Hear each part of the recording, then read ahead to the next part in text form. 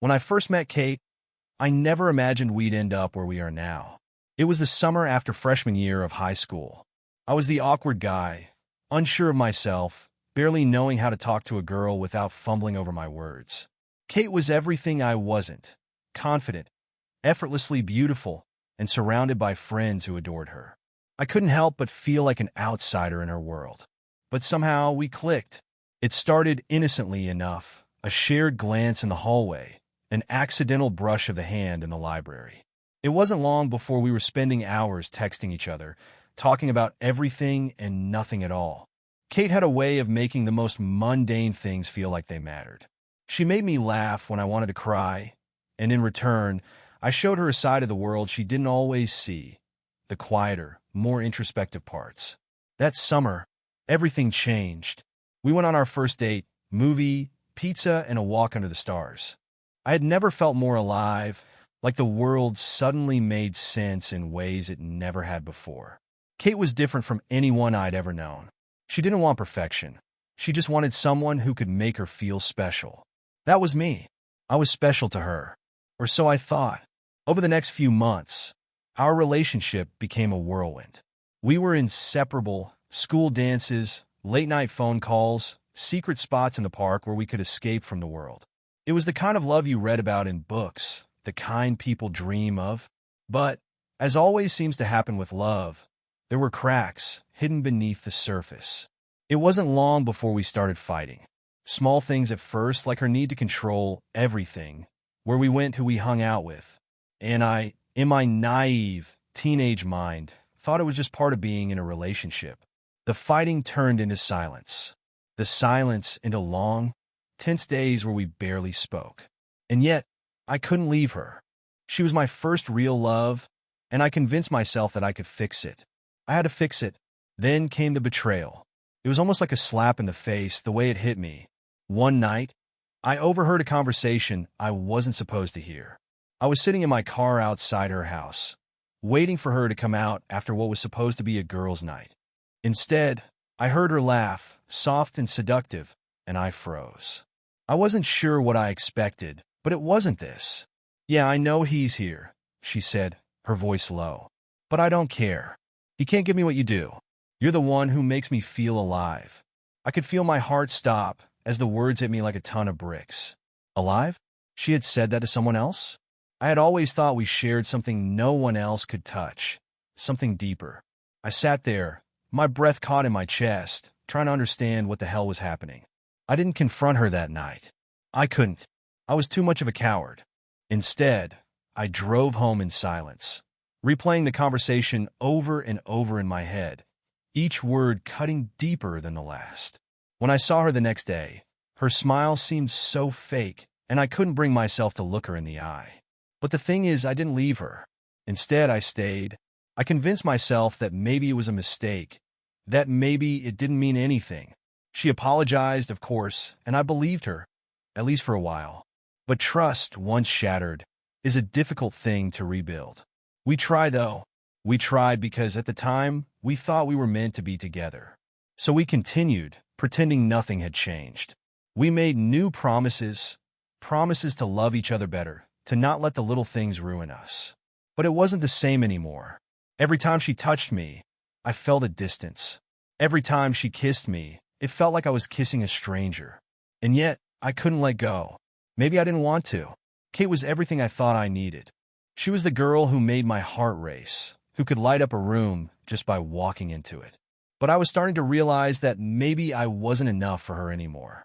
Maybe I never had been. But there was still something inside me that believed we could get back to where we started. The beginning, when everything was perfect. I told myself that if we could just get through the tough times, we'd be okay. I convinced myself that love, our love, would always be enough to fix the broken parts of us. What I didn't know then was that things were about to get much worse before they got better. And by the time I realized it, it might already be too late. In the first chapter, the reader is drawn into the intense emotions of the protagonist, witnessing the highs and lows of a relationship that seems destined for something more.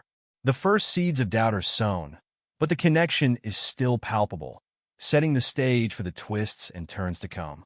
The days after I overheard Kate's conversation seemed to stretch on forever. It wasn't just the betrayal that weighed heavily on me. It was the fact that I didn't know what to do with the weight of it. I couldn't talk to her about it. I couldn't bring myself to ask the questions that burned in my chest. So I buried the pain and the anger, convincing myself that it was just a blip, a mistake, something we could move past. I had to, didn't I? We had so much history, so many good memories. We were meant to be together. But the cracks started to show in other ways. Small things, at first subtle shifts in her behavior that I couldn't ignore. She was always busy, more than usual. She'd show up late, disappear for hours without a word. The late-night phone calls became longer and more frequent. And yet, when I tried to ask her what was going on, she brushed it off as nothing. Just work, just the usual stress. But the more I asked, the more distant she became. One night, after another late shift at work, I decided to surprise her. I grabbed her favorite dessert, a chocolate mousse from that cafe she loved, and drove to her apartment. It was past midnight, but I figured she'd be up. We had plans the next day, but something told me tonight was important. I needed to talk to her. As I parked in front of her apartment, I noticed something odd. Her car wasn't there. Normally, she'd park right in front, but tonight it was missing. I felt a flicker of panic. Maybe she was out with friends, or at the cafe again. But then I saw the lights on in her window. Her bedroom window. She was home. But where was her car? I stood frozen for a moment, my fingers tight around the steering wheel. I couldn't shake the feeling that something was off, but I pushed it aside. Maybe I was just overthinking things. I grabbed the dessert and walked to her door, my hand hovering over the doorknob. I felt a strange sense of unease, but I shrugged it off. I rang the doorbell and waited. Nothing. I rang it again, a little louder this time. Still nothing. I pulled out my phone, about to text her, but then I heard something, a muffled voice from inside. I couldn't make out the words, but it sounded like laughter. Her laughter. And another voice, a man's. The same man from the conversation I had overheard weeks ago. My heart pounded in my chest as I pressed my ear to the door, straining to hear more. "Are you sure he won't find out?" The man asked, his voice low and smooth. "He's too trusting," Kate replied, her voice sweet but with a dangerous edge. "I'll never know. He never suspects a thing." The words hit me like a slap. My hands went cold as the weight of it all sank in. I had never been more certain in my life. Kate was lying to me. She was seeing someone else. She had been for a while. I stepped back, my mind reeling, trying to process everything I'd just heard. What the hell was I supposed to do now? I didn't knock. I didn't confront her. I turned around and walked back to my car, my legs like jelly, my mind a whirlwind of confusion and hurt. I needed time to think. I needed space to breathe. I couldn't face her like this. Not now. Not until I understood what was going on. But as I drove away, the emotions hit me all at once. Anger, betrayal, sadness, confusion. I didn't know who she was anymore. The woman I loved, my best friend, my confidant, was gone, replaced by someone I didn't even recognize. I felt like a fool for ever trusting her. I felt like a fool for still loving her. The next few days were a blur. Kate acted as if nothing had changed, and I played along. I didn't know how to confront her. I didn't know where to start. So I stayed quiet, waited, watched. And as the days passed, things only got worse. She was still distant, still cold. Every time I tried to talk to her, she shut me out. But then one night it happened. I was sitting on the couch, scrolling through my phone, when I heard the door click open. I glanced up, expecting to see Kate, but instead, it was him. The man from her conversation, the one she had laughed with. He walked in casually, as if he belonged. I felt my stomach drop. I had no idea what to do, what to say. My breath hitched as he noticed me. "Oh, you're here," he said nonchalantly, as if it was no big deal. Kate appeared in the hallway, her face falling when she saw me. "What are you doing here?" she asked, her voice cold, almost accusatory. "I could ask you the same thing," I replied, my voice shaking with anger and hurt. The man glanced between us, clearly confused by the tension. "Is there a problem here?" Kate turned to him, her expression hardening. "It's nothing. Don't worry about it," she said, dismissing him as she walked toward me. But I couldn't take it anymore. The pain, the betrayal, the lies. It was all too much. I stood up, glaring at her. I know what's going on, Kate. I heard everything. I saw him here. Don't act like I'm an idiot. Her face shifted, the facade cracking just enough for me to see the truth behind it all. For a moment, I saw guilt in her eyes, but it quickly disappeared, replaced by a look of indifference. You're not an idiot, Jake, she said, her voice barely above a whisper. But maybe you're just not the right guy for me anymore. Her words hit me harder than I expected, and for a moment I couldn't breathe. I felt the walls closing in around me. You've been seeing him, haven't you? I asked, barely able to keep my voice steady. Kate didn't answer. She just turned away, her back to me, her silence confirming everything I had already known. I think we're done, she said, as if it was nothing more than a casual remark. I don't want to be with you anymore, Jake. And just like that, everything I thought I knew about us, everything I thought we had, was gone. The second chapter deepens the sense of betrayal, building tension as Jake uncovers more of Kate's deceit. The tension intensifies as he's faced with undeniable proof of her infidelity, leading him into a spiral of hurt and confusion. Every moment feels like a revelation that propels the story forward. The chapter leaves the reader questioning what will happen next, setting the stage for the emotional upheaval to follow. The next few days felt like a never-ending blur. Kate's words echoed in my head. I don't want to be with you anymore. They played over and over, each time slicing deeper into my heart. I couldn't shake the image of her turning away from me so easily, as though everything we had, every shared memory, every laugh, every moment, meant nothing. I spent sleepless nights staring at the ceiling, wondering where I went wrong. What had I missed? How did I not see this coming? It wasn't just the betrayal that hurt, it was the utter shock of it. We had been together for years. I had built my life around her. We had been through everything, high school, college, all of the ups and downs, and now this. I had always believed that no matter what happened, we'd be okay. But clearly I was wrong. After that night, things between Kate and me became unbearable. She wasn't home often, and when she was, we barely spoke. The tension in the air was suffocating. It wasn't like the silence was just uncomfortable. It was oppressive. The kind of silence that made your skin crawl, your pulse race. Every word felt like it could lead to an explosion, but every silence felt like an even bigger weight. I started spending more time at work, diving into projects, taking on extra hours, just to escape the house. It was a distraction, but it worked for a while. But no matter where I went or what I did, I couldn't get her out of my mind. The worst part was that she seemed unaffected. She was still seeing him, the man I had overheard her with. I had seen them together a few times, and each time, it tore me apart all over again. One evening, as I was driving home from work, I decided to make a stop at a bar. I didn't know why. I wasn't the type to go out alone, but something inside of me pushed me to do it. Maybe I was looking for something to fill the emptiness, or maybe I just wanted to forget for a little while. As I walked in, I saw a familiar face sitting at the bar, Brian, my old friend from college. We had lost touch over the years, but seeing him now felt like a small sign of hope. I needed a distraction, and he was the kind of guy who could give it to me. Jake! Brian greeted me with a broad smile as I approached. It's been ages, man. What's going on? I sat down next to him, ordering a drink. Not much. Same old, same old. I muttered, trying to sound casual, but I could tell by the way Brian looked at me that he knew something was off. He raised an eyebrow. You look like you've got the weight of the world on your shoulders.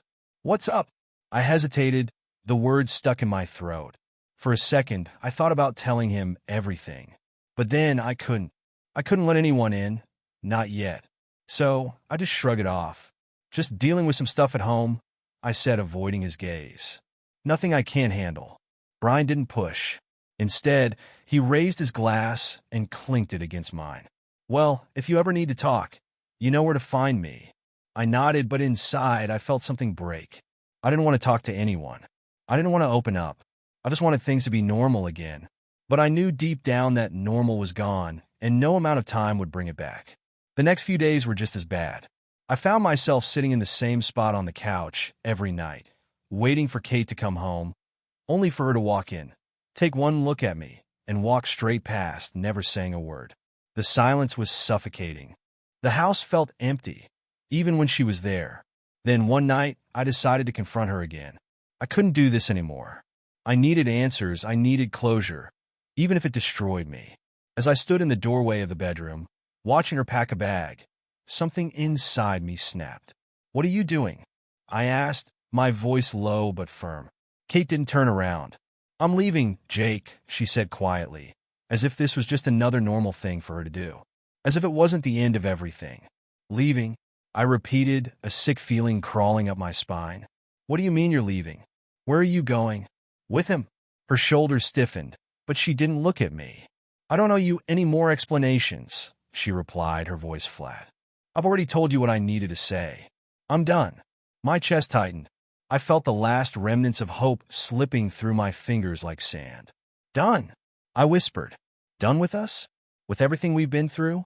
She looked at me then, her eyes cold and distant. "I can't keep pretending, Jake. I don't love you anymore." Those words, those final words, shattered whatever was left of my heart. I had never imagined I'd hear them from her. From Kate, the girl I had built my entire future around. The girl I had loved for so long. But now, I realized something that I hadn't wanted to admit to myself. I had been living in denial for far too long. I had let her walk all over me, let her pull away without ever truly understanding why. And the worst part was, I had let it happen because I was too afraid to face the truth. As Kate left that night, I stood in the doorway, feeling the weight of everything crashing down on me. This was it. This was the end. There was no fixing it, no going back. I didn't know where to go from here, but one thing was for certain. I couldn't keep chasing after someone who had already left me behind. The next few days were a blur of pain, confusion, and disbelief. But amidst all the chaos, one thing became clear. I had to let her go. Not for her sake, but for mine. This chapter dives deeper into Jake's emotional unraveling, showing his inner conflict as he grapples with Kate's betrayal. The pace picks up as the confrontation happens, leading to a pivotal turning point where Jake realizes that his relationship with Kate is truly over. The tension builds, leaving readers on the edge of their seats, wondering how things will unfold next. Sophia didn't hear from Alex for a week after that. She went to his apartment, but he wasn't there. She called, sent messages, but nothing. He had completely cut her off. For the first time, Sophia was terrified. She had always known Alex was her weakness. He was the one who held her together when everything else fell apart. But now, she was alone, and it felt worse than any other time they'd broken up. One night, as she sat on the balcony of her apartment, staring out at the city, she heard a knock on the door. It was him. Alex stood in the doorway, his face unreadable. Without saying a word, he stepped inside and closed the door behind him. "I can't keep doing this, Sophia," Alex said, his voice steady. "I love you, but I can't live in this chaos anymore." She wanted to beg him to stay, to tell him everything would change, that she would change. But deep down, she knew that was a lie. She had been lying to herself all this time. "I can't ask you to stay," she whispered. "I've ruined everything." Weeks passed, and the silence between them grew deafening. Sophia tried to move on, but every night she found herself thinking about Alex, wondering where he was, what he was doing, and who he was with. But she couldn't erase the one thing that haunted her. What if it was too late? One day, while sitting at a cafe, she saw a familiar figure walk through the door. It was Alex, but he wasn't alone. He was holding hands with a woman she didn't recognize. The woman had a softness about her that Sophia could never have, and Alex's smile was something she hadn't seen in months. He looked happy, truly happy. Sophia's heart sank. She could feel the pain of losing him all over again. But as she stood up to leave, she overheard part of their conversation. "I can't believe I waited this long," Alex was saying. "But I'm glad I finally found someone who sees me for who I am, not for who I was in the past." Sophia froze, her breath catching in her throat. The woman wasn't just any woman. She was the one who Alex had been seeing all along. In that moment, Sophia realized the truth. It wasn't just about the betrayals, the lies, or the heartbreak. It was about what they had become, She had pushed him away so many times, but he had already made his choice. And now Alex was gone. For good. But as she walked away, a strange peace washed over her. She knew that it wasn't the end, not really. Because sometimes the end is just the beginning of something new.